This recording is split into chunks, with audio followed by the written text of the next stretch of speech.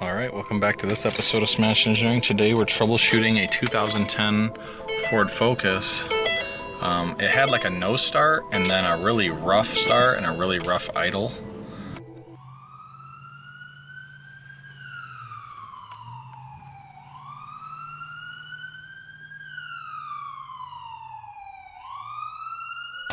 Smash Engineering.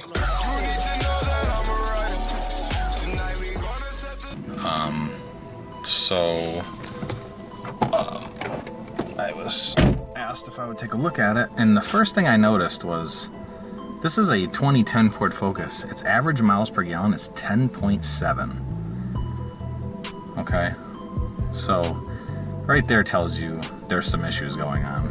So let's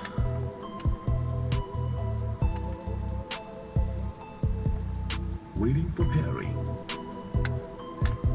Let's run a engine diagnostics on it. So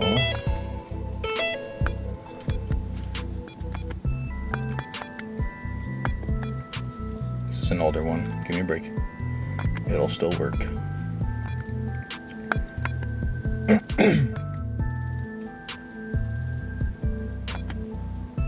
Ignition coil primary, circuit secondary. So we got a P0353 code. So we got a misfire. Now, yeah, this car was having issues with the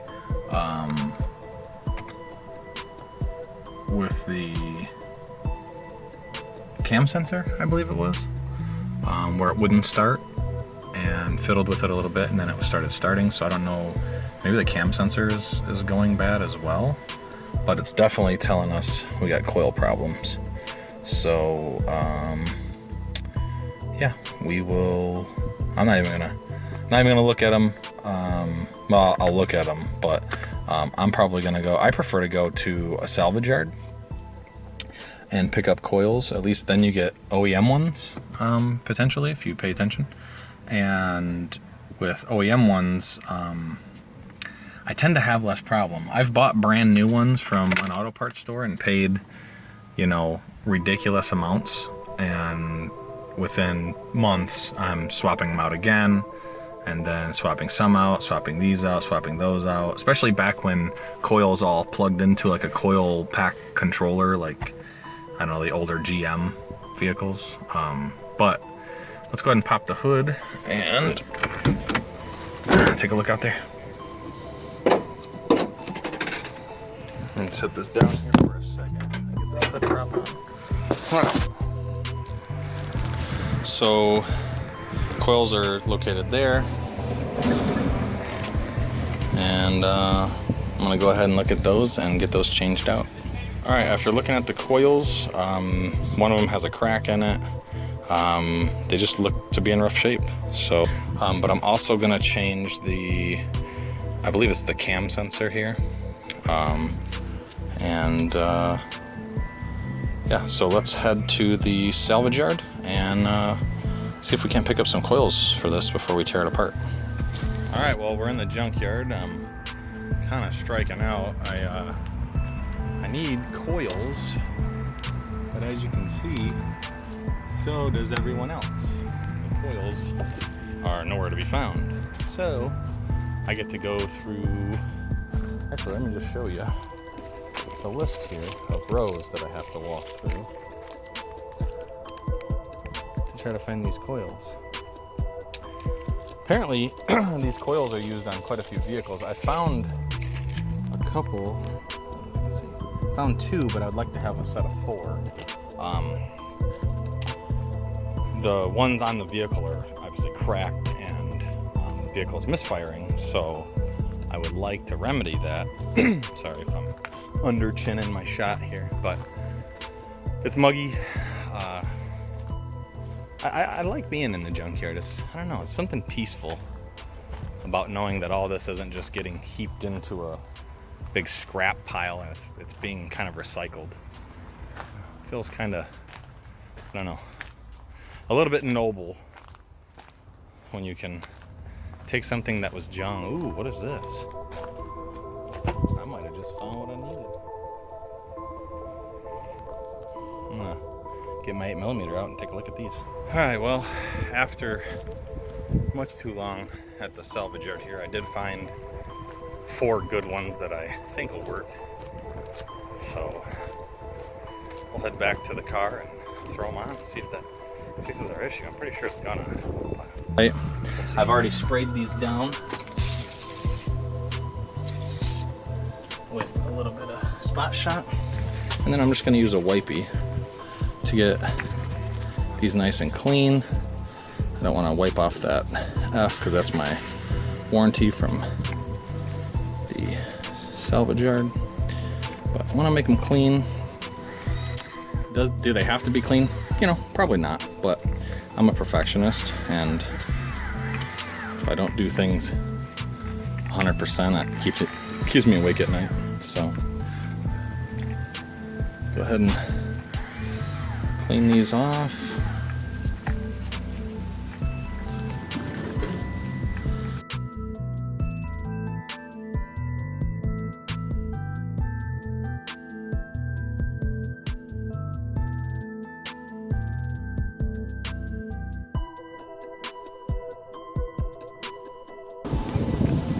Alright, let's go ahead and get these installed.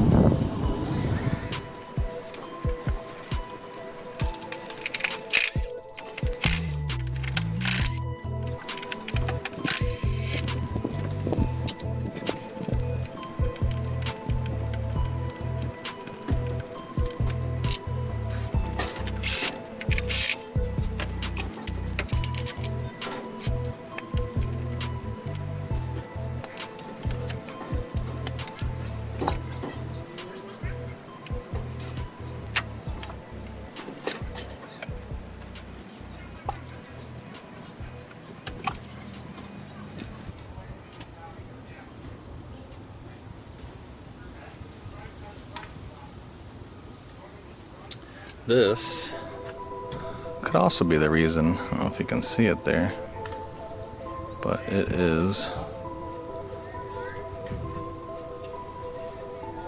coated in oil, which means the valve cover gasket's leaking. It's not the end of the world, but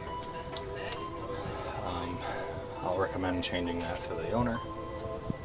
But we'll keep on trucking here.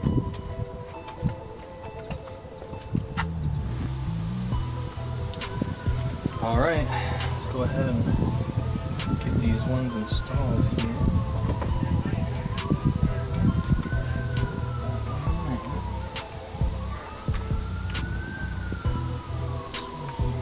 Try not to knock anything down. If I had a air compressor right here, I'd pull this out.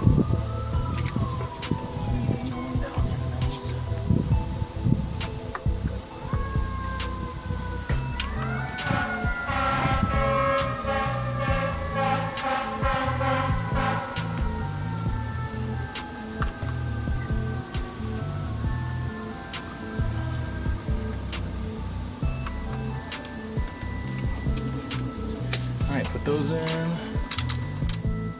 Our retaining bolt.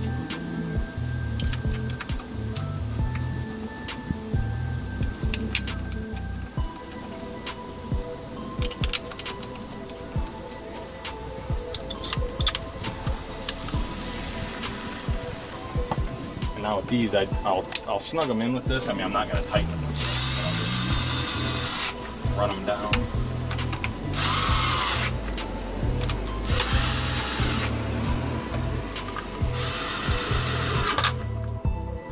Then get the ratchet out.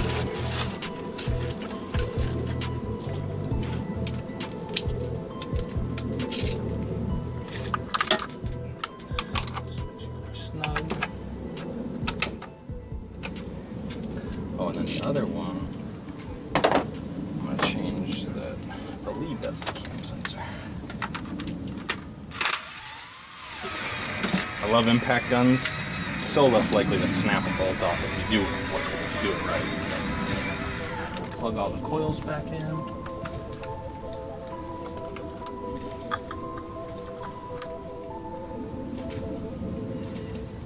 That'll feel good. let's go ahead and change this out. Now the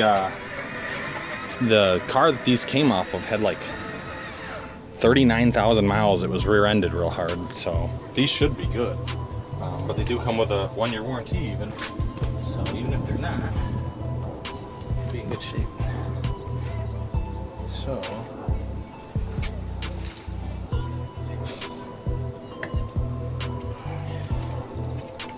got this. You can see it.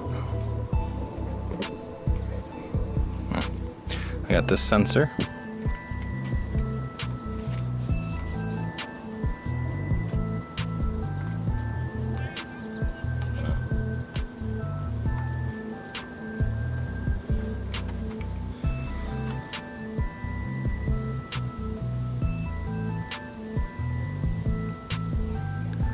Clean it off and I'll be right back.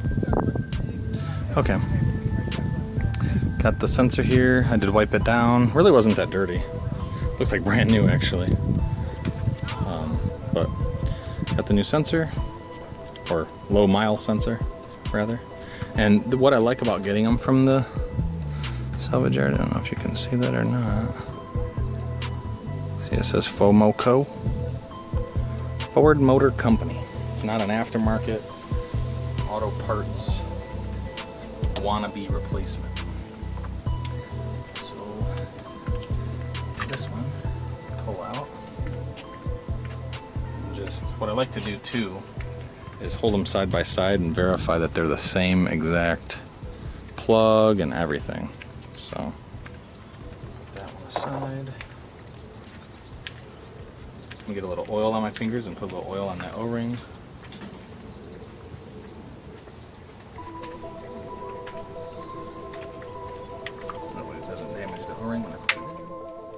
Pop it into place.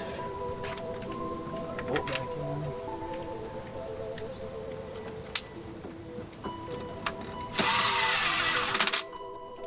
They're snug.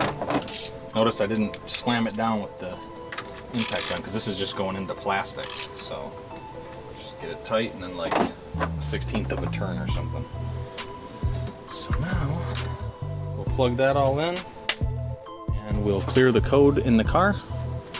And oh god, sorry, I hope that wasn't blurry the whole time. Anyway, here's your coils. It's an 8mm bolt on each one and then a push plug, real easy to, you just push down on the thing. I say real easy, but my gloves are slippery. You just pop that out. Also check these, make sure they're not all corroded and junked up on you. And then the sensor here. So the only issue I found while doing this, which isn't a huge issue because almost every one of these cars has this problem, is there's oil in that cylinder there, which means you have to take the whole valve cover off and change the gasket going to it. So let's go around inside the car, start it. I'm also going to check the voltage. Little known fact, but a lot of cars are super picky about their voltage.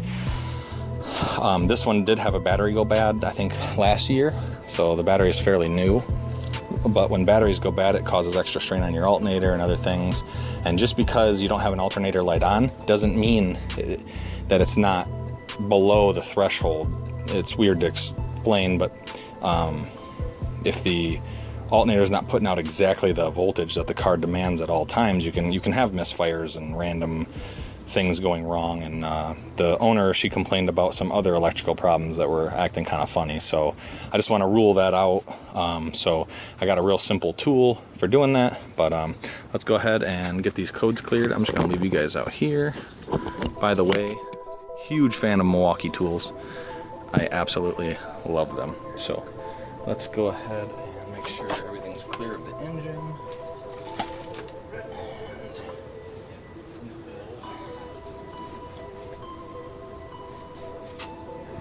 Give her a start after I clear the codes.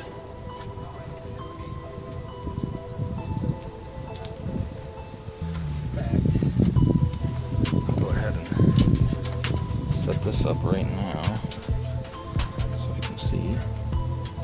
Put that on a negative. This kind of sucks because it doesn't have an alligator clip. We can see here we're at 12.5 volts, so the battery is testing good. This is with engine off, and then with engine on it'll test the alternator. So I'll get a close-up of that after I start it.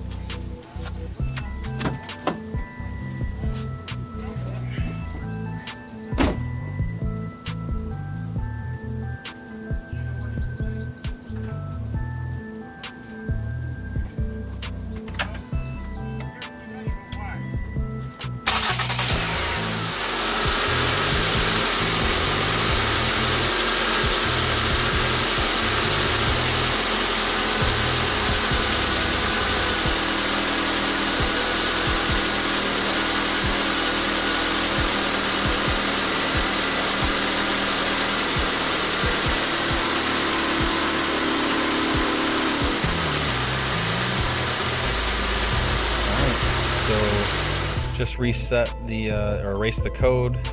I've been letting it run. It's not misfiring at all anymore. The miles per gallon reset if you take the battery off or anything like that. So and actually if you hit the reset button as well. So I just ran the thing, which I'll do every couple of minutes here, just to see. We can even see if there's any pending codes. System passed, no faults detected. We can do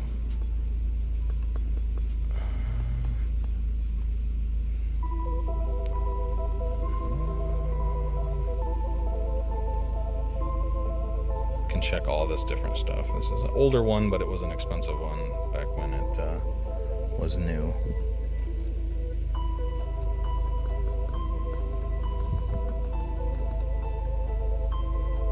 So looks like we're good.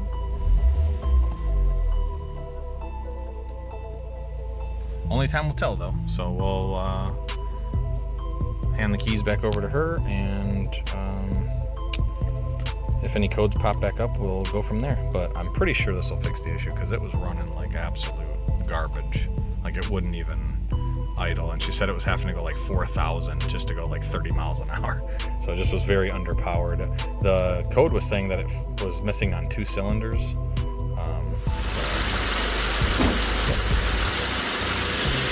All right, so it's not exactly, it's at 13.5 volts, which I think for this vehicle is okay. I wonder if it's lighting, I just can't see it.